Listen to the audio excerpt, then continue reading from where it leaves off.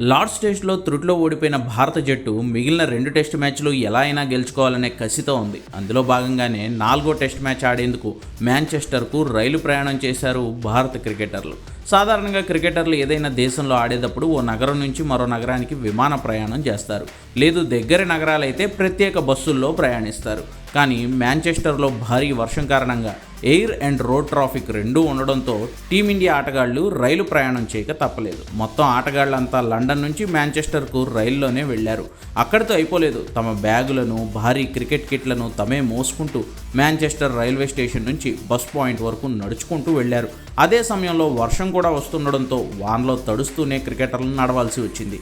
జనరల్గా దేశానికి ఆడడం ముందు వరకు ఇలాంటి సీన్స్ కామనే అయినా బీసీసీఐ ప్రపంచంలోనే ధనిక బోర్డు కావడంతో ఆటగాళ్ల భద్రత, ఆరోగ్యంపై చాలా శ్రద్ధ తీసుకుంటుంది. ఓ రకంగా వాళ్ళు మహారాజా సౌకర్యాలను అనుభవిస్తూ ఉంటారు ఇండియాలో. కానీ ఇప్పుడున్నది వాళ్ళు మాంచెస్టర్లో కాబట్టి ఇలా వర్షంలో తడవక తప్పలేదు, రైలు ప్రయాణం చేయడాలు, తమ కిట్ బ్యాగ్లను తమే మోసుకోవడాలు తప్పలేదు.